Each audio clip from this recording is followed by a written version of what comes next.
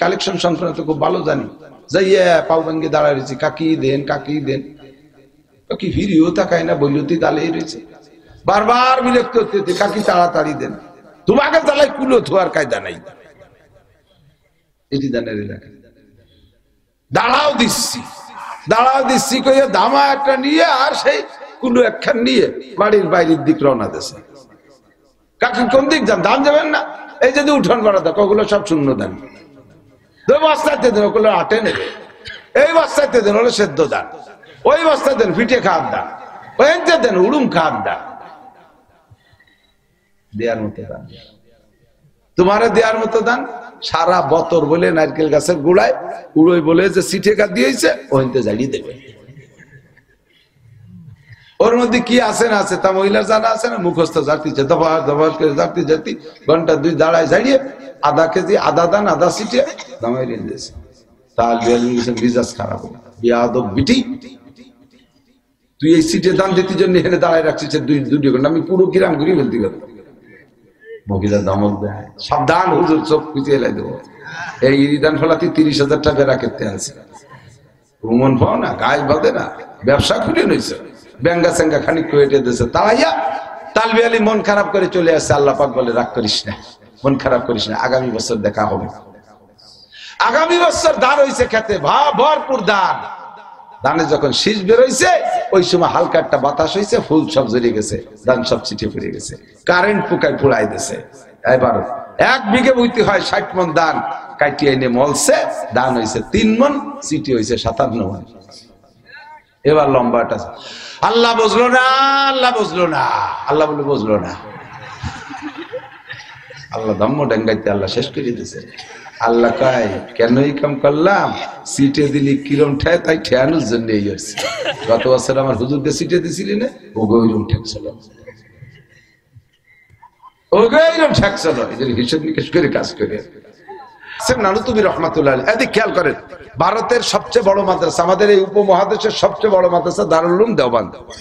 এই মাদ্রাসা যখন প্রথম করে, কাসেম নানুতুবি রহমাতুল্লাহ ছাত্রদের মাধ্যমে মুষ্টি আটা কালেকশন করতে দেওবন্দ শহরে। মুষ্টি আটা আমাকে দিতে, মুষ্টি চাউল, মুষ্টি আটা। তো মুষ্টি আটা কালে সরকারি দান অনুদান নাই, মাদ্রাসার কোনো সম্পদ নাই, ছেলেদের খাবে কি, গরিবের তাই বেশি আসে। তো মুষ্টি আটা কালেকশন করে সপ্তাহে শুক্রবারে। বেশ কিছুদিন এরকম করার পরে এক বড় লোক আইসা ওর নজরে পড়ছে, আইসা হুজুরকে বলতেছে, হুজুর আল্লাহর দিন আল্লাহই চালাবে, তো তাই বলে এরকম আল্লাহর মেহমান শুক্রবারে, প্রত্যেক শুক্রবারে বাড়ি বাড়ি ভিক্ষের দরজায় যে ভিক্ষের মতো হাত পাতবে, ব্যাগ নিয়ে যে ঘুরবে, আমার ভালো লাগতেছে। এই হিন্দুরা দেখলে কি কয় যে ইসলাম এত ফকির যে দূরে দূরে ভিক্ষে বেড়ায়। হুজুর তো আমি এত খাওয়াবো কি? নানুতুবি রহমতুল্লাহ নিজে দেওবন্দের রেল স্টেশনের থেকে ফুলকপি আর পাতাকপির যে উচ্ছিষ্ট আলগা পাতাটা থাকে না, এটা যে অনেক সময় আড়তে নিয়ে কেটে কুটে ফেলায়, দেওবন্দ রেল স্টেশনের আড়তে এইগুলো কেটে ফেলাই। তো নানুতুবি রহমতুল্লাহ নিজের লুঙ্গি একটা পরা আর একটা লুঙ্গি নিয়ে ওই লুঙ্গির ভিতরে ফেলাই নিয়ে পাতা বাঁধিয়ে বস্তা মানে খুল্লা বাঁধিয়ে নিয়ে মাদ্রাসায় নিয়ে ওই কুচইয়ে চুরইয়ে ছাত্রদেরকে রান্না করে খাইছে। এত কষ্ট, এত অভাব সেই সময় ছিল, একথা আমরা বিশ্বাস করতে চাইতাম না। কিন্তু এখন আর আমাদের সময়টার ভিতরে আকাশ পাতাল হয়ে গেছে, আকাশ পাতাল হয়ে গেছে। বাথরুম ছিল কি আমাদের সময় মাদ্রাসায়, বাগানের ভিতরে খাল কাটিয়ে নাড়াই দিয়ে বেড়াই দিয়ে পায়খানা বানাইছি বাঁশ বাঁধিয়ে। আর বর্ষাকালে তো নিচে সরবরাহ থাকে, একক তো পায়খানা করে দিলে যারটুক নিচে ভরে তার চেয়ে বেশি ঢুকাই সে গায়ে লেগে যায়। গোসল না করে ঘরে ঢোয়ার কায়দা ছিল না, ঠিক না? আর বছরে 1-2 বার নাড়াই দিয়ে বেড়া দেওয়া লাগছে। আর এক পায়খানায় বসে 3 জনের ডিস্টার্ব করতো। আমাকে এক ছাত্র ছিল জন্মের ফাজিল, নাড়ার বেড়া তো একজনের বাইরে এসে কাশ দিয়ে ভিতরে ঢুকতে হবে, ও যেটায় বসে রয়েছে পাশেরটার দরজায় যে একজনের কাশ দিচ্ছে ওইটার সাথে মুখ মিশে কাশ দেয়, তার মানে কেমন ওইটি রয়েছে, ফিরে ও ঘুরে এটে আছে মুখ মিশে কাশ দেয়। 1-3 পায়খানা দখল বসে সব জায়গায়। আর এখন পায়খানা অ্যাটাচ বাথরুম, তারপরে কয় যে টাইস কি আছে, হাই কমেন্ট আছে, তো ছাত্ররা হাই কমেন্ট ছাড়া আঁকবে না। কত বড় লোক, আকাশ পাতাল হয়ে গেছে। নানুতুবি রহমতুল্লাহ আলাইহি এইভাবে ভিক্ষা করায়, কালেকশন করায় মুষ্টি আটা। বড় লোক একজন এসে কয়, হুজুর আমার খুব খারাপ লাগে, ছাত্ররা এভাবে ভিক্ষা করতে পারবে না, হুজুর কয় এটা খাওয়াবো কি? ওই বড় লোক কয়, হুজুর আপনার সারা বছরে কত মন আটা লাগে একবারে হিসাব দেন, আমি যদি বলেন মাসে মাসে পৌঁছাই দেব, যদি বলেন সাপ্তাহিক পৌঁছাই দেব, যদি বলেন পাক্ষিক 15 দিন অন্তর পৌঁছাই দেব, যদি বলেন একবার আপনার 365 দিনের সব আটা আমি একবার দিয়ে দেব। আল্লাহর মেহমানরা দাঁড়ে দাঁড়ে ভিক্ষা করতে পারবেন না, ধরে কন্যা সুবহানাল্লাহ। লোকটা বড় কলিজাওয়ালা মানুষ, ইসলামের শ্রদ্ধাশীল মানুষ, কথা কন ঠিক ঠিক না? এই লোকটা নানুতুবি রহমাতুল্লাহকে প্রস্তাব দিলে হুজুর তাৎক্ষণিক ভাবে হা বা না কোনো জবাব দেয় নাই। বাবা কালকে তোমারে জবাব দেবো, আজকে না। কেন? আমার রাত্রে একটা পরামর্শ মিটিং আছে, ওই মিটিং এর পরে রেজাল্ট দেবো, রেজাল্ট যা আছে সেইভাবে বলবো। মিটিংটা কার সাথে করবে? বড় লোকরে বিদায় দিয়া হুজুর মিটিং মাদ্রাসার কমিটি নিয়ে বসেন। সর্বপ্রথম কাছে দেওবন্দের কাছে এক বুড়ির কাছে যাই, বুড়ির বাড়ি যে বলছে, বুড়ি আমি তোমার সাথে একটু পরামর্শ আসছি, তুমি যা বলবা বলো, একটু পরামর্শ দাও। কি বাবা কান্নানো তুমি? আমাদের একজন বড় লোক আইসা পুরো বছরের আটা দিতে চাইছে। বলো এভাবে শুক্রবারে বাড়ি বাড়ি ঘুরে ঘুরে ভিক্ষা করা লাগবে না, তোমাদেরকে আর বিরক্ত করবে না, মুষ্টি আটা দেয়া লাগবে না, বড় লোক সারা বছরের আটা দিয়ে দেবে। বুড়ি তুমি এ ব্যাপারে কি বলো?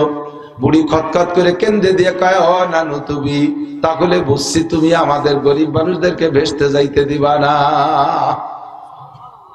তুমি তোমার বড় লোক দিয়ে তোমার হুজুরকে নিয়ে ভেস্তে যাবা, আমরা সাধারণ পাবলিক আমাকে ভেস্তে যাইতে দিবা না।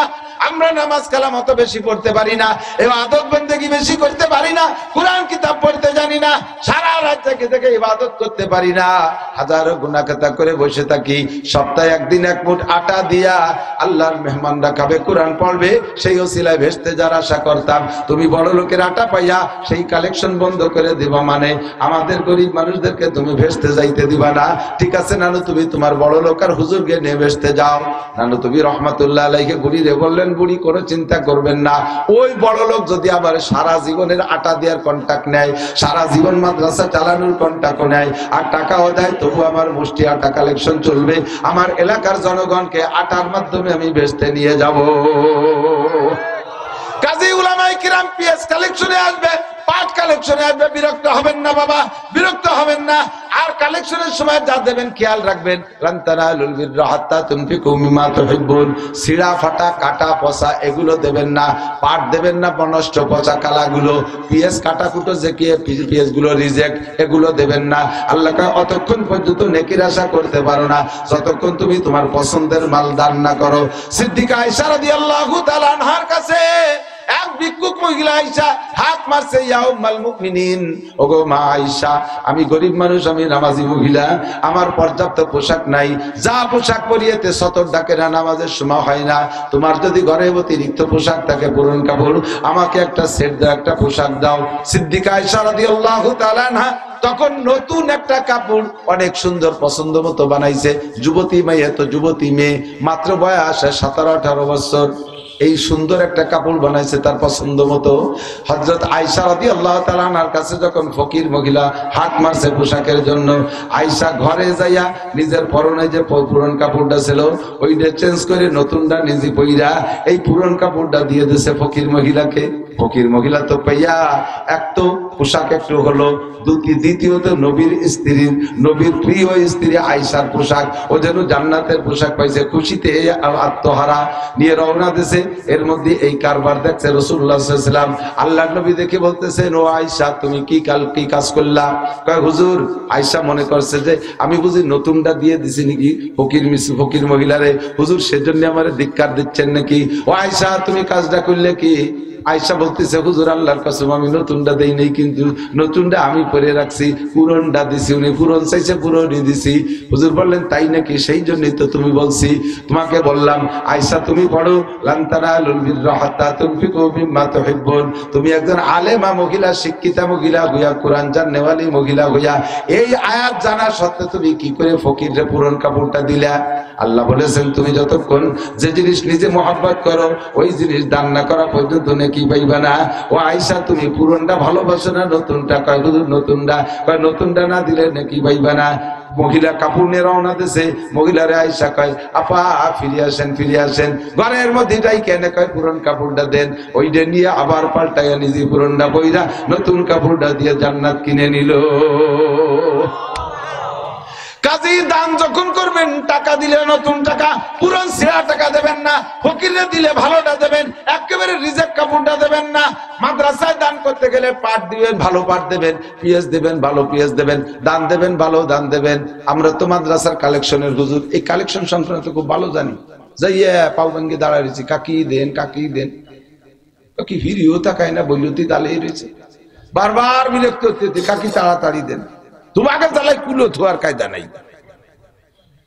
এটি দানের এলাকা দাঁড়াও দিচ্ছি, দাঁড়াও দিচ্ছি কইয়া দামা একটা নিয়ে আর সেই কুলো একখান নিয়ে বাড়ির বাইরের দিক রওনা দিয়েছে। কাকি কোন দিক যান? দান যাবেন না? এই যদি উঠোন বাড়া দেখ, ওগুলো সব শূন্য দান। ওই বস্তাতে দেন, ওগুলো আটে নেবে। এই বস্তাতে দেন হলো সেদ্ধ দান, ওই বস্তা দেন পিঠে খাওয়ার দান, ওই দেন উড়ুম খাওয়ার দান। দেয়ার মতো দান, তোমারে দেয়ার মতো দান। সারা বতর বলে নারকেল গাছের গোড়ায় উড়োই বলে যে সিটে কাট দিয়েছে, ওইতে জ্বালিয়ে দেবে। ওর মধ্যে কি আছে না আছে তা মহিলার জানা আছে না? মুখস্থ জাতিছে, দফার দফার করে জাতি জাতি ঘন্টা দুই দাঁড়ায় জ্বালিয়ে আধা কেজি আধা দান আধা সিটে দামাই রেখে দিয়েছে। তাহলে মিজাজ খারাপ হবে। বিয়াদব বিটি, তুই এই সিটে দান দিতে জন্য এখানে দাঁড়ায় রাখছিস দুটি ঘন্টা, আমি পুরো গ্রাম ঘুরিয়ে ফেলতে পারবো। মহিলা দমক দেয়, সাবধান হুজুর, চোখ পিছিয়ে লাই দেবো। এই দান ফলাতে 30,000 টাকা রাখতে আছে, ভ্রমণ পাও না, গায়ে বাঁধে না, ব্যবসা খুলে নইছে, ব্যাঙ্গা স্যাঙ্গা খানিক করে দিয়েছে। তাইয়া তালবি আলী মন খারাপ করে চলে আসছে। আল্লাহ পাক বলে রাগ করিস না, মন খারাপ করিস না, আগামী বছর দেখা হবে। আগামী বছর দান হয়েছে খেতে, ভরপুর দান। ধানে যখন শীষ বেরোইছে ওই সময় হালকা একটা বাতাস হয়েছে, ফুল সব জ্বলে গেছে, ধান সব ছিটে পড়ে গেছে, কারেন্ট পোকায় পোড়াই দিছে। এবার 1 বিঘে বইতে হয় 60 মন ধান, কাটিয়ে এনে মলছে, ধান হয়েছে 3 মন, চিঠি হয়েছে 57 মন। এবার লম্বাটা আল্লাহ বুঝলো না, আল্লাহ বুঝলো না, আল্লাহ বলে বুঝলো না। আল্লাহ ধম্ম ডেঙ্গাইতে আল্লাহ শেষ করে দিয়েছে। আল্লাহ কয় কেন এই কাম করলাম? সিটে দিলি কিরম ঠেয়, তাই ঠেয়ানোর জন্য এই হচ্ছে। গত বছর আমার হুজুরকে সিটে দিছিলি না, ওগো ওইরকম ঠেকছিল, ওগো এইরকম ঠেকছিল। এদের হিসেব নিকেশ করে কাজ করে ভালো করে মনে রাখেন। এ দোস্ত, এখন আমরা দুনিয়ায় আসি না নাই? না মরে গেছেন? আসি, একদিন থাকবো না, সত্য না মিথ্যা? থাকবো নার ভিতরে তিন ধাপে থাকবো না, এইটু মনে রাখবেন। অজে চলে এসে দিক থেকে থাকবো নার ভিতরে 3 ধাপে থাকবো না। একটা হলো ব্যক্তিগত ভাবে থাকবো না, আর একটা হলো কম গোষ্ঠী সহ দলবল সহ থাকবো না, ধ্বংস হয়ে যাব। আর একটা হলো গোটা জগৎ সহ ধ্বংস হয়ে যাব। এই 3টার নাম কিয়ামত। 3টার নাম, একটা হলো আন্তর্জাতিক কিয়ামত, আর একটা হলো মধ্যম কিয়ামত, আর একটা হলো পার্সোনাল ব্যক্তিগত কিয়ামত। 3টে কিয়ামতই ঘটবে, এর মধ্যে কোনো সন্দেহ নাই। আমার আল্লাহ সূরা ওয়াকিয়ার মধ্যে বলেন, ইদা ওয়াকাতিল ওয়াকিয়া লাইসা লিওয়াকাতিহা কাযিবা। ঘটনা একটা ঘটবেই ঘটবে, যেই ঘটনার মধ্যে কোনো সন্দেহ নাই। লাইসা লিওয়াকাতিহা কাযিবা, সেদিন কেমন হবে? ইদা রুজ্জাতিল আরদু রাজ্জা অবুসাতিল জিবালু বাসসা ফাকানাত হাবাআম মুনবাসসা। সব কিছু উলটপালট হয়ে যাবে, আসমান ভেঙে জমিনে পড়বে। ইজাস সামাউন ফাতারাত ওয়া ইদাল কাওয়াকিবু ইনতাসারাত। আসমান ভেঙে জমিনে পড়বে, তারকাগুলো উড়ে চলে যাবে, আর পাহাড়গুলো তুলোর মতো উড়তে তালে থাকবে। এই ঘটনা কিন্তু ঘটবেই ঘটবে। এইটা হলো ফাইনাল কিয়ামত, আন্তর্জাতিক কিয়ামত। আর একটা হলো মধ্যম কিয়ামত। গোটা দুনিয়া সব ধ্বংস হবে না, সবাই থাকবে। মাঝে মাঝে একটা জাতি গোষ্ঠী একটা দলকে আল্লাহ বিলুপ্ত করে দেবে। একটা জাতি গোষ্ঠী একটা দলকে তাদের আচরণে, তাদের কার্যকলাপের কারণে আল্লাহ তাআলা তাদেরকে ধ্বংস করে দেবে। যেমন কওমে আদরে ধ্বংস করে দিয়েছে, কওমে সামুদরে আল্লাহ ধ্বংস করে দিয়েছে, ওই বংশের কেউ নাই। কওমে লূতকে আল্লাহ ধ্বংস, যুবক আমার দিক থেকে কওমে লূত। এই লূতে কারবার বর্তমানে বিশ্বের অনেক দেশে সাংবিধানিক ভাবে পাস হয়েছে, বলতে গেলে শরম লাগে, বলতে শরম লাগে। তারপরে একটু সতর্ক করার জন্য না বলে পারি না। আল্লাহু আকবার। আশা করি আমার বাংলাদেশে নাই, তবে ঘরোয়া ভাবে বিভিন্ন জায়গায় অন্যায় চলতেছে। পুরুষে পুরুষের সমকাম, পুরুষে পুরুষের সমকাম, যা গত 2 বছর আগে থেকে ট্রান্সজেন্ডার নামে শুরু হয়েছে, ট্রান্সজেন্ডার নামে শুরু হয়েছে। আমরা আন্দোলন করেছি ট্রান্সজেন্ডারের এগেইনস্টে, কিন্তু তা সরকারি ভাবে নিষেধ হইল। ভিতরে ভিতরে ট্রান্সজেন্ডার কার্যক্রম চলতেছে, নারীরা পুরুষের বেশ ধরবে, পুরুষটা নারীর বেশ ধরে এক সমাজে থাকবে, জেনা ব্যভিচার হইতে থাকবে, আর পুরুষে পুরুষে জেনা ব্যভিচার যৌন চরিতার্থ করা, এর নাম হলো লেওয়াতাত। আর এই কাম করে কওমে লূত, হযরত লূত আলাইহিস সালামের কওমকে 80 স্কয়ার মাইল, 80 স্কয়ার মাইলের ভিতরে তাদের বসবাস ছিল। জিবরিল আলাইহিস সালাম আর মিকাইল আলাইহিস সালাম মাটির নিচে ডানা ঢুকাই দিয়া এই 80 মাইল জায়গাটার জমিনকে ওদের সব সহ আকাশে উঠাই নিয়া আল্লাহ পাক আকাশে ফেরেশতা মোতায়েন করে রেখেছে, ঠিকানা অ্যাড্রেস সহ বোমা বানায় রাখছে। ওই জায়গায় নিয়ে কায়দা মতো বোমা বর্ষণ করে তুলো ধুনা পেশা করে জমিনদারে উল্টাইয়া মাটির নিচে ডাবাই দিয়েছে। ওই 80 মাইল এখনো জায়গা, এখনো ওই 80 মাইল জায়গা সাগর হইয়া আছে। ওর পানি কালো, একেবারে মিচমিচে কালো। ওই পানির ভিতরে 1 কেজি পানিতে 800 গ্রাম লবণ আছে। গায়ে পাথর বাঁধতে নামলে ওই পানির মধ্যে ডোবে না। এইটা জর্ডানের ভিতরে অবস্থিত। এই কওমে লূতকে আল্লাহ ধ্বংস করেছে, একটাও রাখে নাই। আদার সামুদকে আল্লাহ ধ্বংস করে দিয়েছে, রাখে নাই। আল্লাহু আকবার। এমন করে মাঝে মাঝে মাঝে মাঝে, আর নাম বলবো না, চোখের সামনে দেখতেছেন, দেখতে পারবেন যাদের কর্মকাণ্ড খারাপ হবে আল্লাহ তাআলা তাদের জীবদ্দশায় কওমকে আল্লাহ তাআলা বিলুপ্ত করে দেবে। মাথা খাড়া করে কথা বলার কায়দা থাকবে না। একে বলে কিয়ামতে উস্তা, মাধ্যম কিয়ামত। আর 3 নম্বর হলো কিয়ামতে সুগরা, মাম্মা তাকাত কিয়ামত কিয়ামাতুহু। যে যেদিন মারা গেল তার কিয়ামত সেদিন হয়ে গেল। এই 3 প্রকারের কিয়ামত। নবী পাকের কাছে জিবরিল আলাইহিস সালাম এসে জিজ্ঞেস করেছেন, ইয়া রাসূলুল্লাহ মাতা সা, হুজুর এই কিয়ামত কবে হবে? মূল কিয়ামত সম্পর্কে জিজ্ঞেস করছে, শেষ কিয়ামত সম্পর্কে কবে হবে? হুজুর জবাব দিলেন, মাল মাসউলু আনহা বিআলামা মিনাস সাইল। এই ব্যাপারে তোমার চাইতে আমি একটু বেশি জানি না জিবরাইল। আল্লাহ আমারে অনেক কিছু জানাইছে, তবে কিয়ামতের ডেট আমারে জানাইনি, আমি বলতে পারবো না। এবার জিবরাইল কয়, হুজুর মা ইমারাতুহা, এই কিয়ামতের আগে পূর্বাভাস বলে কোনো কিছু আছে নাকি? এইটা কি বলতে পারেন? কিয়া যা দেখে আমরা বুঝবো যে কিয়ামত কাছাই গেছে? হুজুর বলে, হ্যাঁ আমি তা বলতে পারি। হাদিসে জিবরাইলের শেষে 2টা কথা বলছে হুজুর আমার দিক। 1 নম্বরে হুজুর বলেন, এই ঘটনাগুলো যখন সমাজে প্রমাণ হবে, চলতে থাকবে, তখন বুঝবা কিয়ামত বেশি দেরি নাই, দুনিয়া ধ্বংসের কাছাকাছি এসে গেছে।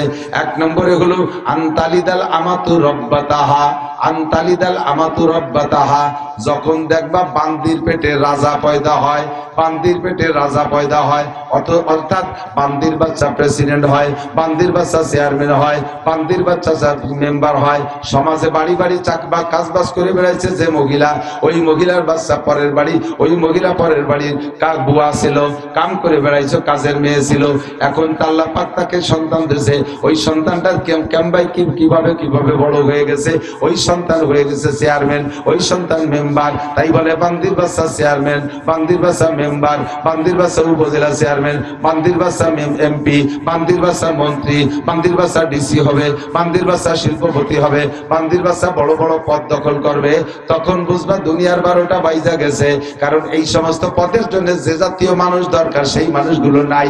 আর এই পদগুলো এসে ধরতেছে যা মুসিদাল আমরিলা গায়রি আহলি ফান্তাজিলিসা। যখন দেখবা অযোগ্যরে পদে বসাইছে, তখন বুঝবা দুনিয়ার কাম সারা। একদিকে কলেজের প্রফেসর চেয়ারম্যানিতে দাঁড়াইছে প্রার্থী, কলেজের প্রফেসর। অপরদিকে দাঁড়াইছে একেবারে কলমে বুথা এক মূর্খ, নামটা সই করতে পারে না, টিপ সই দেয়। আল্লাহ কিভাবে ওইটা যে পয়সা দিয়ে দিছে। এদিকে প্রার্থী দাঁড়াইছে প্রফেসর, ওদিকে দাঁড়াইছে মূর্খ এক গাঁজাখোর। গাঁজাখোরের পয়সা আছে, সারা দেশে সব গাঁজাখোর ওই গাঁজাখোরের পিছনে নাইছে। প্রফেসরকে ফেল করাই দিয়া গাঁজাখোরের চেয়ারম্যান বানাই দিছে। গাঁজাখোর কিছুদিন আগে নুসমিরে ধরা পড়ে 40টা জুতোর বাড়ি খাইছে। সেই গাঁজাখোর এখন চেয়ারম্যানে যদি চেয়ারে বসে, তাহলে ও নুসকে কি বিচার করবে? কথা বলেন, ও নুসকে কি বিচার করবে? ও মুরগি চুরিয়ে ধরা পড়ছে, সে জায়গায় 8-এর মধ্যে জুতো দিয়ে বাড়াইছে। সে যদি এখন চেয়ারম্যান হয়, তাহলে চোরের বিচার কি করবে? এমন করে অন্যায় বহু করছে, এখন আইসা পয়সার গরমে চেয়ারম্যান। এইরকম যখন দেখবা, তখন বুঝবা যে দুনিয়ার কাম সারা। এগুলো চলছে কি চলছে না? বাস্তবে দেখা যায় কি যায় না? এ কবে হবে তা না, সব রানিং হয়ে গেছে, ঠিক না? কিয়ামতের আলামত 2 নম্বরে। এই কাজেই আমি পরামর্শ দেব, যখন আমাদের সামনে নির্বাচন আসে, নির্বাচনের সময় বাবা এইভাবে পাইকারি ধরে গাঁজা করে আবার ফেন্সিডিল হিরোইন করে লুচ্চ বদমাশ সমর্থন করবেন না। ও যুবক, তোমাদের রুচি সম্মত হাদিয়া তারা দেয়, এই জন্য তোমরা তার পিছনে লাফাও। অন্যায় করো না, দুনিয়ার হায়াত খাটো করো না। একজন ভালো মানুষের সমর্থন দাও, একজন যোগ্য মানুষকে দাও। আরে শিক্ষিত মানুষের পায়ের নিচে থাকাও ভালো, মূর্খ লোকের কাঁধে উঠার চাইতে। কথা কন না কেন? শিক্ষিত লোকের পদদলিত হওয়া ভালো, মূর্খ লোকের কাঁধে উঠার চাইতে। ও মূর্খ কাঁধে উঠে নিয়ে কোন আগুনের মধ্যে ফেলাই দেবে তা জানা নাই। আর শিক্ষিত লোকের পায়ের নিচে পড়ে গেল, পুরো মারবে না, মরার আগে কমপক্ষে হাত ধরে টান দিয়ে উঠাবে।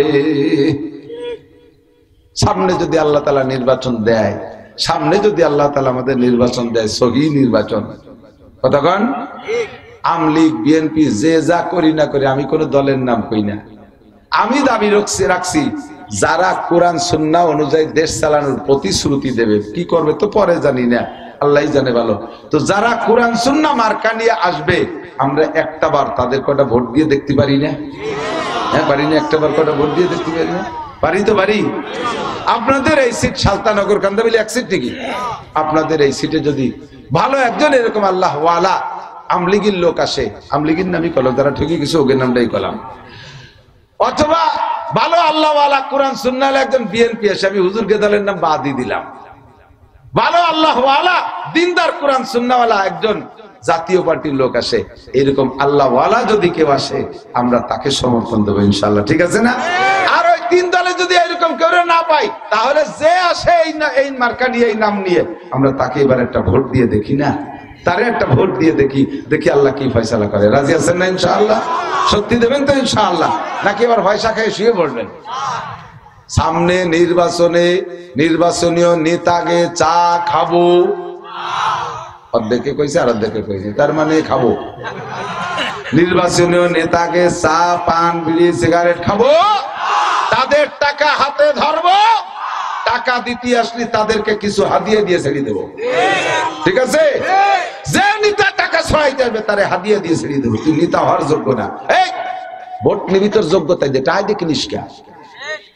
যোগ্য হলি তোরে বেটারে এমনি দেবে, টাকায় দিয়ে কিনিস কে? টাকায় দিয়ে ভোট কিনলি তো নুসছো আওয়াজ আবার আদামি বাদামি ঋষি মুসিতেও টাকা দিয়ে ভোট কিনতে পারে, তোরে দে দরকার কিনা? আল্লাহ হেফাজত করুন। ২ নম্বর হলো কিয়ামতের আলামত, ওয়া আনতারাল হুফাতাল উরাতাল আলাতা রিয়া আশা ইয়াতাতাওয়ালুনা ফিল বুনিয়ান। এই দিক তাকান, হুফাত মানে খালি পায়, এত গরিবের বাচ্চা যে একজোড়া স্যান্ডেল কিনে পায় দিতে পারি না, শীতকালের শিশিরের মধ্যে আটটি পাও বাইলি ভাঙ্গির মতো ভাইটি চৌচির হয়ে গেছে। হুফাত উরাত, পর্যাপ্ত পোশাক নাই, শীতের ভিতরে দেখলাম আগুন জ্বালায় টিট টিট করে কাঁপতিছে, আগুন দিয়ে টান এসছে। উরাত আলা, এত ক্ষুধার্ত, ঘরে ভাত নাই, বাড়ি বাড়ি যেতে পান্তা পানি চেয়ে খাচ্ছে। এই অভাবের যে কটা নাম কইছে স্বাধীনের পরে, এরকম দেখছেন কিনা মুরব্বী? এরকম অভাবী মানুষ দেখছেন না? দেখছেন না? দেখছেন। আমি আরে আল্লাহ, আমাদের বাড়ি, আমার মামা হলো মুক্তিযোদ্ধা কমান্ডার সুবান মিয়া, মধুমতি নদী দিয়ে পাকিস্তানিকে জাহাজ যায়, আমার মামা আমাকে বাড়ি বসে সেই জাহাজে করছে গুলি কন্দি, ওরা ফিরিয়ে আইসে আমাকে বাড়ি পুরায় তামা তামারি ফিরাই দিছে। আমার মা গর্ত খুঁজছে, ভিতরে কোলা ভরে মারে কাপড় চোপড় রাখছিল, মাটিতে আগুন ধরে সেই কোলার ভিতরে সব কিছু সাফ। এত বিপদে আমরা পড়ছিলাম। আল্লাহ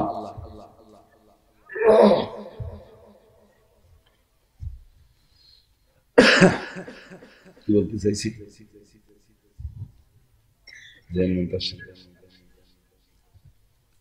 আমি যেদিক যাচ্ছি সবাই আমার সাথে যাচ্ছে, ৭৫ পিএসি নিয়েছে। আমার এরকম হয় না, আল্লাহর মতে যত দূর যাই ঘুরে ফিরে সেই জায়গায় ছিল আল্লাহ। তো রাজনীতিতে যাই হোক না কেন, আমি কোরআন সুন্নাহর সমর্থনে আছি। কোরআন সুন্নাহর কোন অবস্থাতেই নির্বাচনীয় নেতাদের পয়সা খাবো, তাদেরকে পয়সা দিতেও আল্লাহ পাক আমাদের হেফাজত করুন। ওরা অভাবের কথা বলতেছে স্বাধীনতা যুদ্ধের পরে, তো বিটে বাড়ি সব পোড়াই দিছে, মার পরনে যে কাপড়, ওই কাপড়টা নিয়ে আমি সে সময় করলে আমার এনে ইতনা, আমাদের ওই লোহাগাড়া থানার ভিতরে ইতনা আমার ভগ্নিপতি বাড়ি, ওই জায়গায় যে আসছে। পরে যুদ্ধের পরে বাড়ি গেছে, বাড়ি যাওয়ার পরে আমি সে সময় একটু হাঁটা শিখছি, মানে ৩-৪ বছর হয়েছে বয়স। দেখলাম, খবর পাইলাম যে আমাদের গ্রামের ভিতরে, আমাদের ইউনিয়নের নাম হলো পাইকান্দি, পাইকান্দি চৌধুরী বাড়ি মহিলাদের পুরুষদেরকে কাপড় দিচ্ছে। তো সকালবেলা খাইয়ে আমি নিজে আগা গোড়াই ল্যাংটা, পরনে কাপড় চোপড় নাই, আমার মনে আছে পুরো। তো বড়রা যারা যাচ্ছে বিলির ভিতরে দিয়ে এত বড় বড় ডেলা, তার মধ্যে দিয়ে গেছি যে দেখি আমার মার জন্য একখান কাপড় পাইনি। আমি দেখছি আমার মা একটা কাপড় কাইটা অর্ধেক পরছে অর্ধেক গায়ে, এই অর্ধেক আবার পাল্টাইয়া গোসলের ভিতরে, মুরব্বীরা দেখছেন মহিলাদের কাটা কাপড় পরতে, এই দেখতে খুব খারাপ লাগে। কিন্তু আমার নিজেরই বরণে কাপড় নেই, আমি তো ছোট, কি দেবো? তা ভাবলাম যে সবাই যখন যাচ্ছে সাথে সাথে যাই, দেখি আমার মার জন্য একটা কাপড় পাইনি। সারা দিন বসে রয়েছে, আমি অর্থক মানুষ, আমার কাপড় দেয়নি। সবাই নিয়ে গেছে, সন্ধ্যাকালে কান্তি কান্তি এসে আমার মা পাগল হয়ে গেছে, কোথায় গেল কোথায় গেল, সারাদিনে না খাইয়ে কালা হয়ে গেছি, একের খরাই পুড়িয়ে। সন্ধ্যের সময় এসে আমার মা জড়াই দিলে কান্তি, না আমি আপনার জন্য কাপড় আনতে গেছিলাম, সবাই যে দেশে আমারে দেয়নি। ওরে কান্লা কানলো আমার মা, এই অভাব তো স্বাধীনের সময় গেছে। এখন কি বাংলাদেশে সেই অভাব আছে? এখন সেই অভাব আছে? আল্লাহর রহমতে সেই অভাব নাই দোস্ত। কাজেই আমরা অভাবের বাহানা দিয়ে কার কাছে ভিক্ষা করব, খয়রাত করব, হারাম খাবেন। যদি নেতার কাছ থেকে এরকম খান, ও নেতাও যখন ক্ষমতায় যাবে এই সব কিছু সে উদ্ধার করে তারপরে থাকলে আপনাদের কিছু দেবে। আল্লাহ হেফাজত করুন। ওরা এত বড় অভাব দিছে যে পরনে খালি কাপড়, পরনে কাপড় নাই, পরনে কাপড় নাই, পায়ে জুতা নাই, বাড়ি বাড়ি চারটে ভিক্ষা করে বেড়াইছে ভাতের জ্বালায়। 4 নম্বর হলো রেয়াজ শাহ, ভালো কোনো যোগ্যতা না থাকার কারণে সরকারি চাকরি পাই নেই, মানুষের ছাগলের রাখালি করে বেড়াইছে। এই জাতীয় মানুষ, তাহলে বলছেন তো কত নিচের মানুষ। এই জাতীয় মানুষ ঘুরে দেখবা, এটা তাওয়ালুনা ফিল বুনিয়ান, বিল্ডিং দিয়ে পাল্লা দেয়। হ্যাঁ, চৌধুরীকে বিল্ডিং কয়তলা? কয় 3 তলা, আমাদেরটা হবে 5 তলা, বিল্ডিং এর পাল্লা। হ্যাঁ, ওদের কি গাড়ি? ওদেরটা তো প্রিমিয় গাড়ি, আমাদেরটা হবে পাজারো। ওরা কি গাড়ি ছাড়ছে রোডে? ওরা ছাড়ছে নর্মাল গাড়ি, স্লিপিং চেয়ার করছে, আমাদেরটা হবে এসি স্লিপার রুম রুম। পাল্লা চলবে এখানে, বিল্ডিং এর পাল্লা হবে, দুনিয়ার পাল্লা হবে। সে নামাজ পড়ে কয়েক, তো তার চেয়ে 2 ওয়াক্ত বেশি পড়বো। সে হজ করছে, উমরা করে নাই, আমি হজও করবো উমরা করবো। সে 1 চিল্লে দিছে, আমি 3 চিল্লে দেবো। তার 1 ছেলে হাফেজ, আমার 3 ছেলে হাফেজ মৌলানা হবে। এ জাতীয় পাল্লা থাকবে না, পাল্লা চলবে দুনিয়ার পাল্লা। হুজুর বলে যখন এগুলো দেখবা তখন বুঝবা যে দুনিয়ার কাম সারা, এখন যে কোনো সময় জাকি দিয়ে উড়িয়ে দেবে আল্লাহ তাআলা।